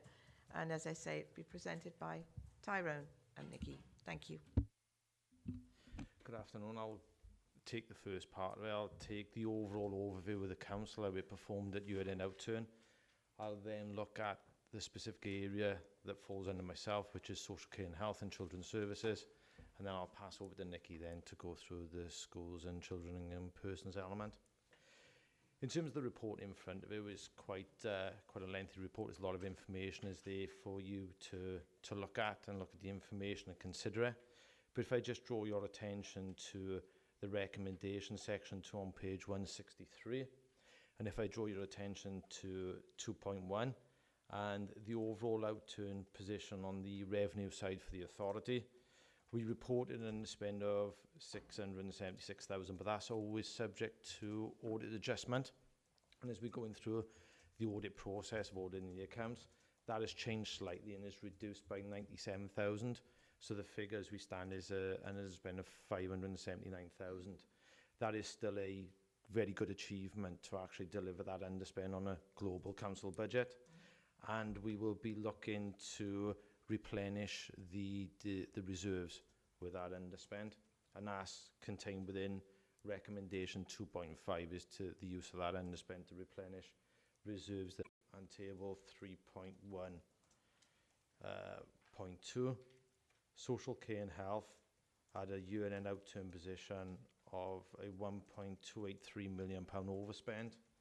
Children's Services contributed £1.43 million of that, so basically the entire overspend was done to the Children's Services division.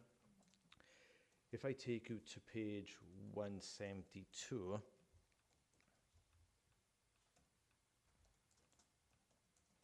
and the table contained within 3.110, that highlights some of the main over and underspends, and you will find Children's Services there. If I just draw your attention to one of the major areas of overspend is within the external placement lack budget, and the overspend of £1 million is sort of tying in with everything that's come to you today in terms of the strategy that Craig brought, the report that Jane Rogers was talking to you about. These the high-end, high-cost placements, predominantly out the county. And Councillor, you were asking about the unit costs. In terms of the maths, all of the maths is there. We've got, I made it my mission when I took over 3 years ago, was to get a suite of unit costs. We go those, and it does support that year-end outturn position. Just to elaborate on the question you asked, those unit costs, we do update them every quarter in line with the forecast outturn, with the forecast monitoring timetable, and with the year-end outturn as well.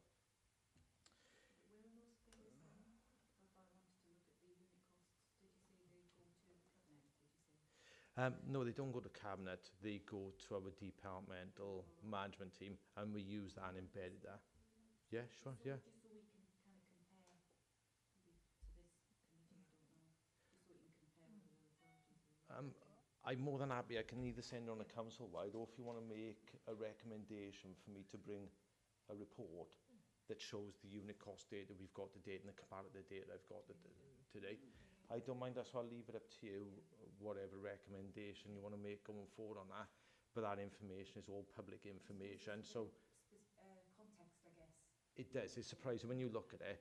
You can see the extreme end of the scale. For example, if you look at an average unit cost for an out-the-county residential placement, that's 215,000. But if you look at in-house fostering, that's 20,000. So you can see the range and the breadth. You only need 1 or 2 children in that spectrum, and it's surprising how we can skew figures.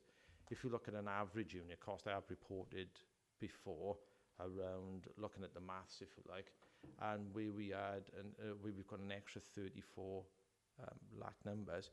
If you look at the average unit cost of 42,000, you times that out and you get to a £1.2 million overspend. So it sort of puts into context the £1.4 million overspend, where it's derived from, and how it's been accounted for.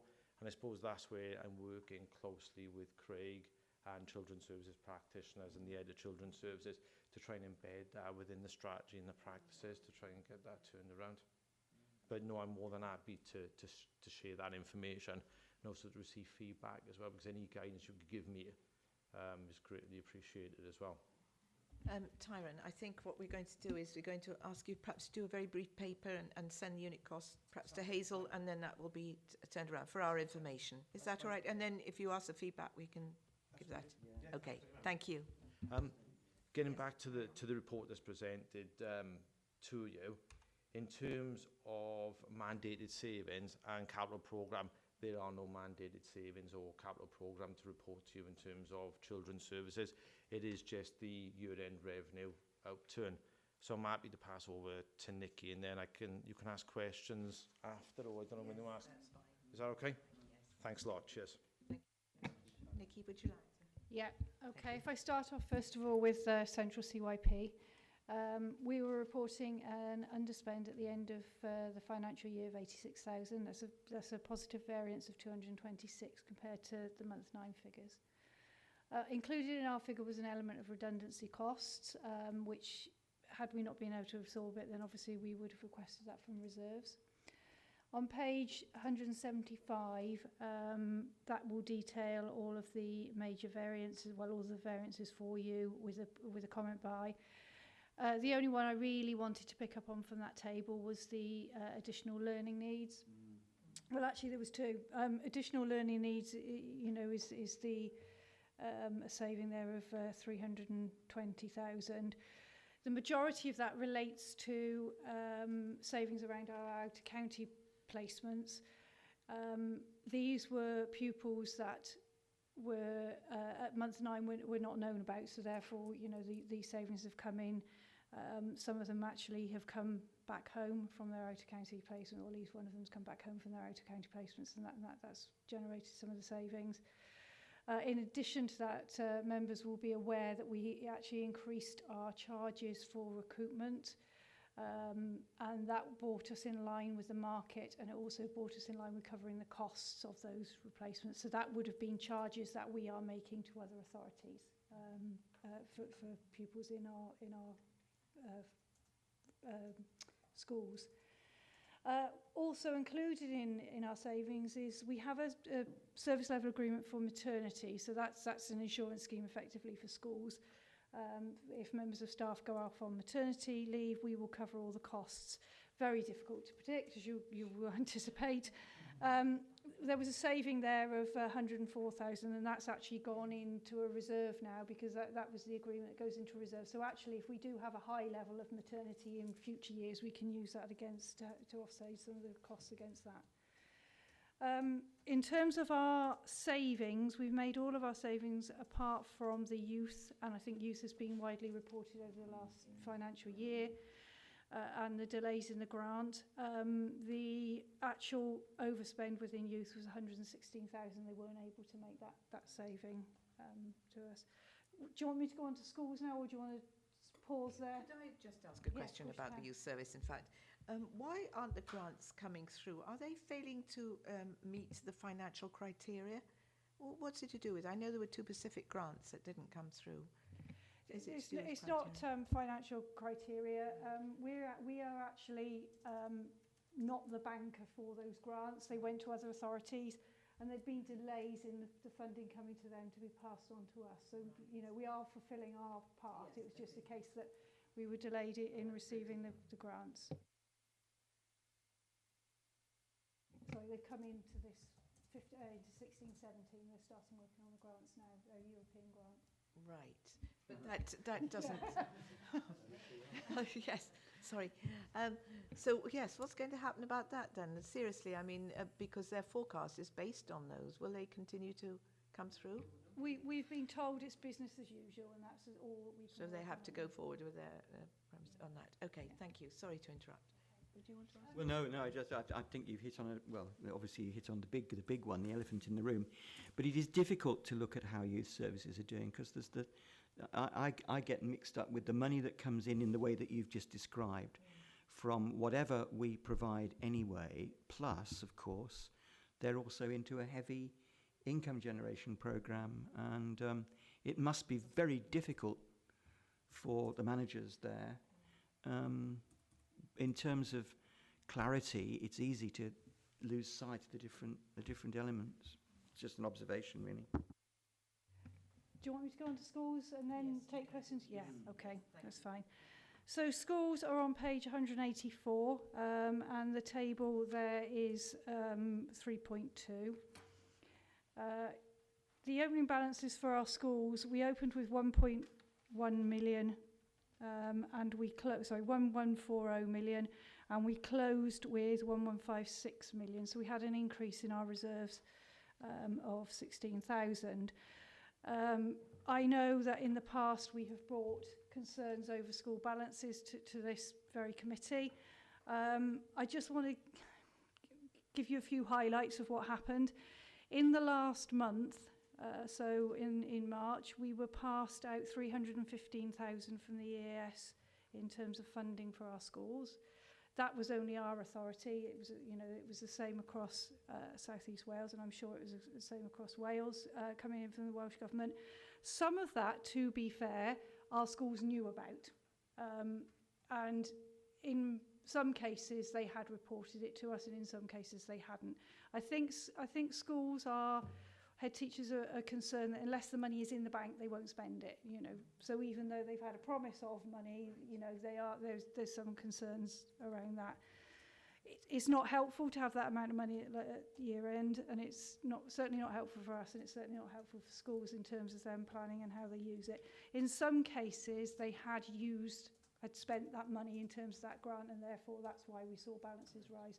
We are still trying to improve that, and we keep saying to the EAS, we are not going to turn down money. We're not, we're not in the business of doing that, but we need it in a timely fashion.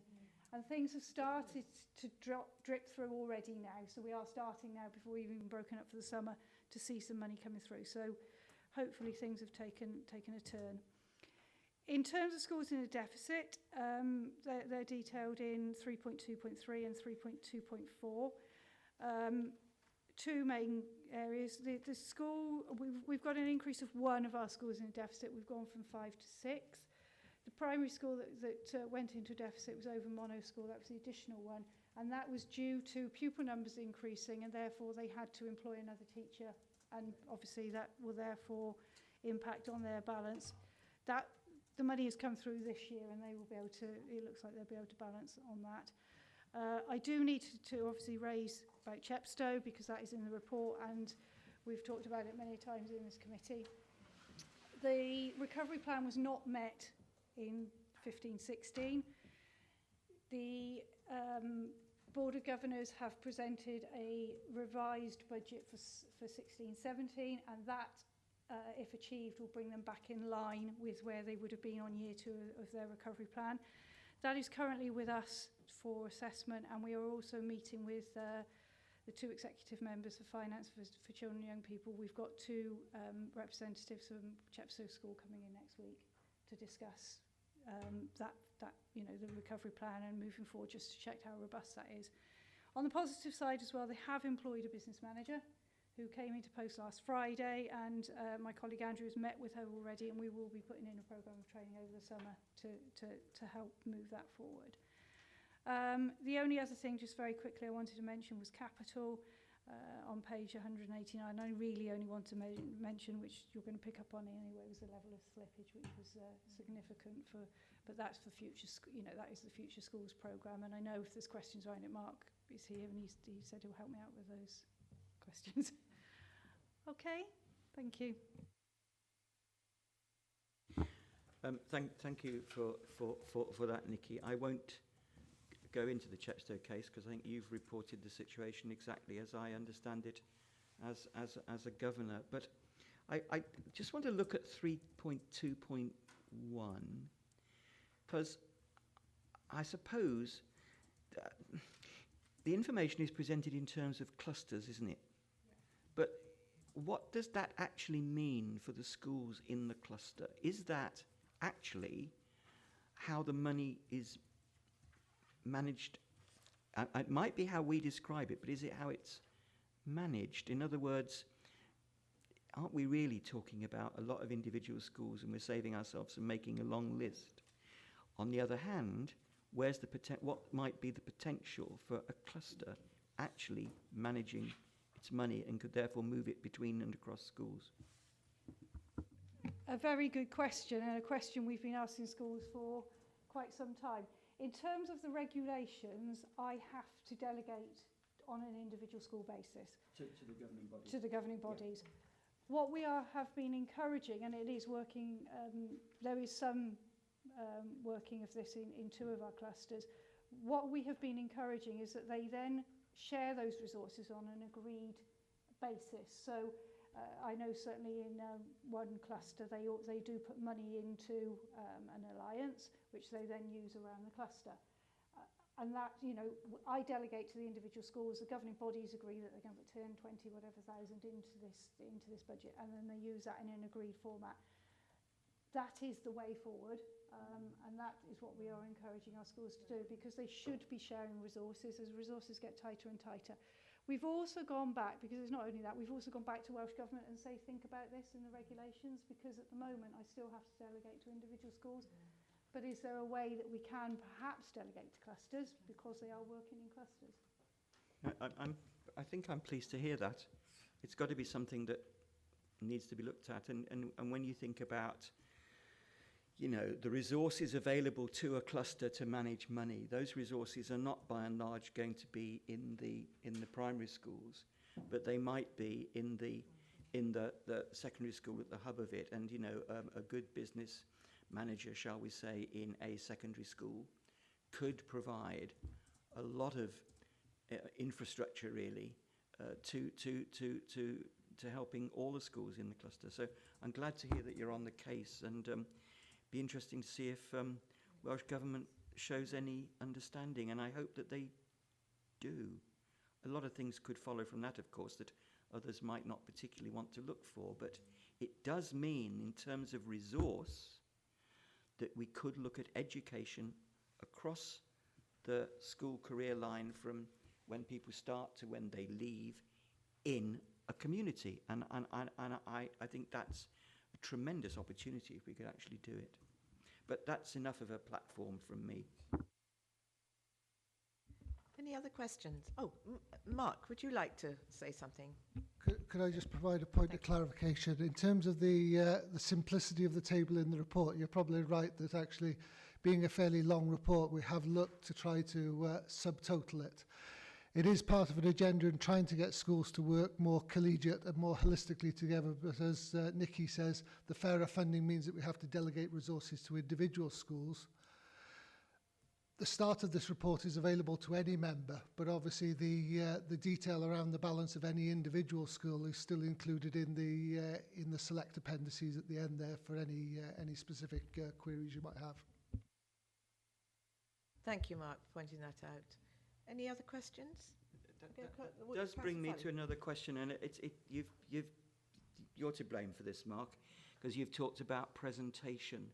Now, I don't pretend to find reading these documents easy. I admire them, and I think, my goodness, if ever I was called upon to produce something like this, it would not be an easy thing to do. But I couldn't help noticing, and forgive me if I've missed it, if you go to page, I think it's 215, says he, desperately scrolling through, somewhere around there, it's in the 210s, I think it's 215.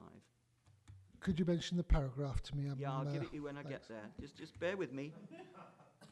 Yes, page 215, the heading. For strong communities and for one of the other committees, there's I think a very helpful paragraph or two portfolio position statement. Unless I've missed it, we haven't got that kind of sharpness, if I could call it that sort of summary, certainly for adults, and certainly not for the committee meeting here today.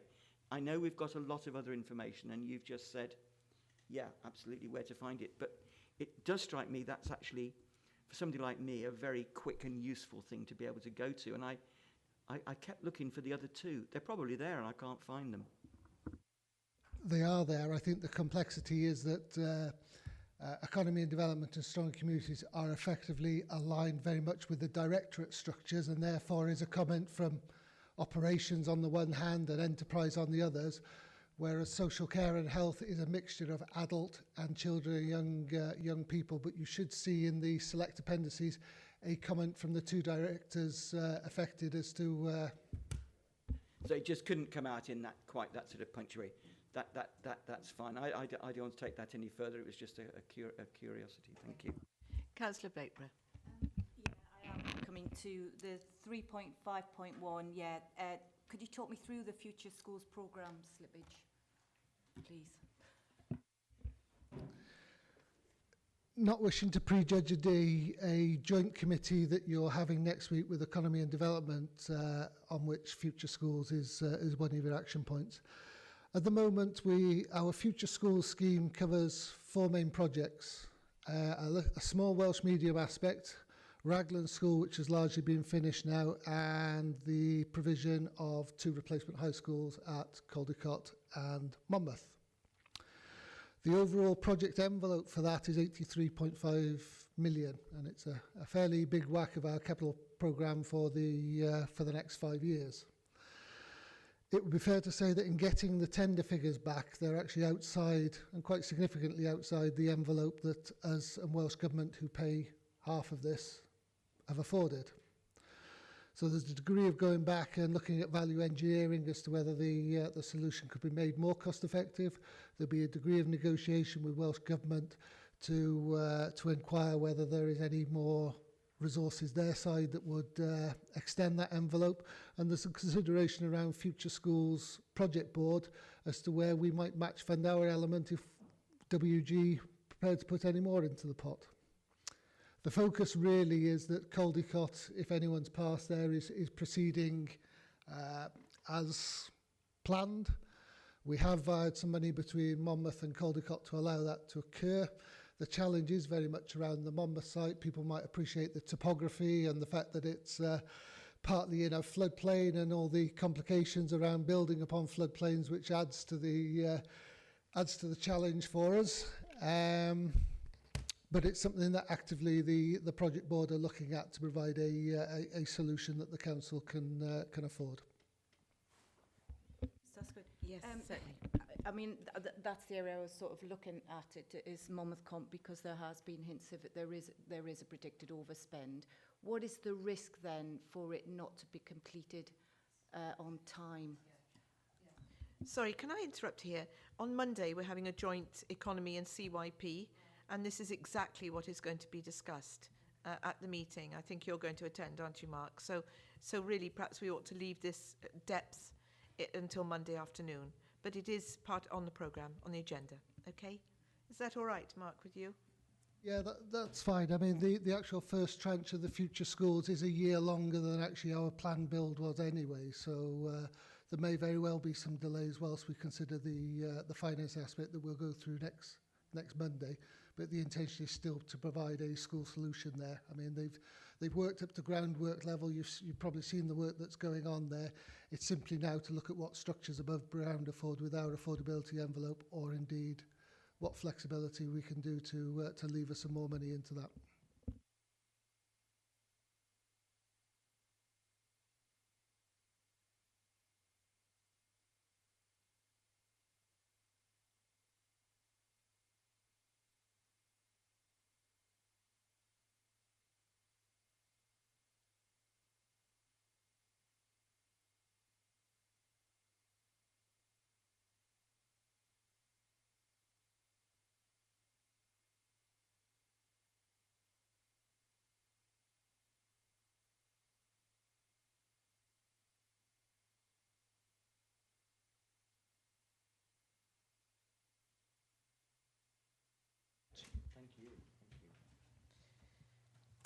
Right. Last but not least on the agenda, we have the Cabinet and Council Forward Planner. I don't know, Hazel, have you got anything you want to say on this?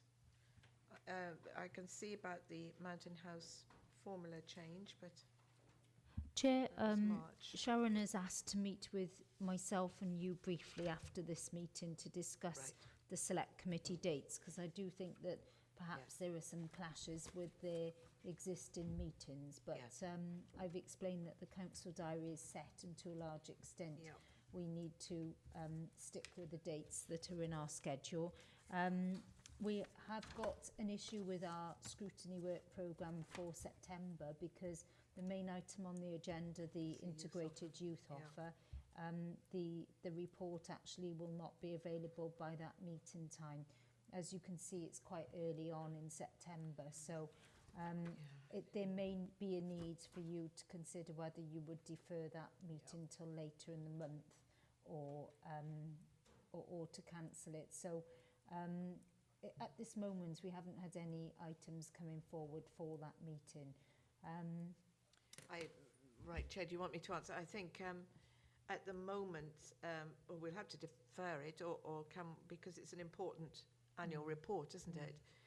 But I really don't see the point in having a meeting where there's very little on the agenda when we are going to be really busy, to be honest. We're going to have extra meetings, aren't we, galore? So shall we defer it? What do you think? What do you think? As a Councillor Bakewell, what do you feel? It's the only thing on the actual agenda at the moment, and there's nothing to replace it. How late are they talking about it being? An extra 2 weeks will do it, or? That's what I need to Yes, get an it'll answer probably from be them at on. least. But it would be But we'll have looking to fit it in. towards the end of September, the very latter part. I think it's because it's one of the first meetings of the sort of new sort of term. It has to go through the DMT process, and it has to be signed off by other groups first, and I think that's the issue there. Just to remind members that we've got a meeting on Monday, which is a joint meeting of this committee and economy, and We'll send you. it will probably be led by Economy Select Chair. Some of the questions are around financial aspects, but it was their instigation to have the joint meeting. So please can everybody do their best to attend, even though it's an additional special select. So that's July the 11th then? Yes. And what time is that? It's the afternoon, It's 2 the o'clock. afternoon. Yeah. The items that will be on that meeting are a discussion around the ICT in schools, so an update from Peter Davis and Sean Haywood on the work that's been undertaken in the schools with ICT. The next item is quite critical, a report on 21st century schools, where we are with that. And then the final item is around STEM and digital literacy in schools and the curriculum. So it's a special meeting, 3 aspects really that of both interest to economy and CYP Select. Have we really only got 22 pages? No, it's coming. Sorry, yes, was that the extra bit? Was that the? Yeah, I got it in mod.go. Yes, probably then. I haven't No. counted it, but do check, because the supplementaries went out after the original Yes. agenda. You should have a report from Sean, and you should have a report from Simon, and then the digital literacy is a discussion. It comes up as agenda item 5 and 6.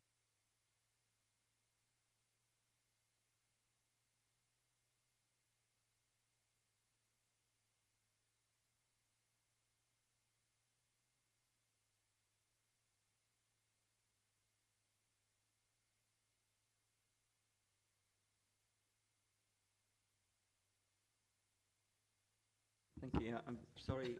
Sorry, I won't be able to be there on Monday, but you know that.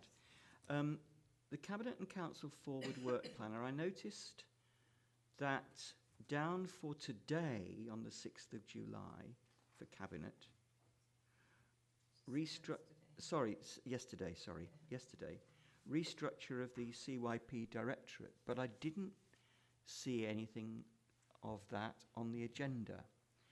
And the question is whether this committee might or might not want to take an interest in that. I've no idea what it means. I just thought I'd mention it. That item, I believe, is deferred, and it shouldn't have been on the planner for that meeting. But there was a request to bring it here, and I think you concluded as a committee that you did not wish to see it. I asked at the last meeting because it really was operational issues in terms of staffing and so forth. But I believe it's due to be considered perhaps at the next cabinet meeting, which is the end of July. So that's the item we've already sort of said no to. That's fine. I didn't know quite what else it might be. Thank you. Okay. Well, I cannot go on to confirm for item 9 the date and time of the next meeting because it's a bit in the air at the moment, but no doubt we will have plenty more to think about. But in the meantime, I'd like to wish you all a very happy summer and have a good holiday. Hot and sunny. Well, I hope we meet before then. But no, have a good holiday and thank you for attending. Thank you. Bye.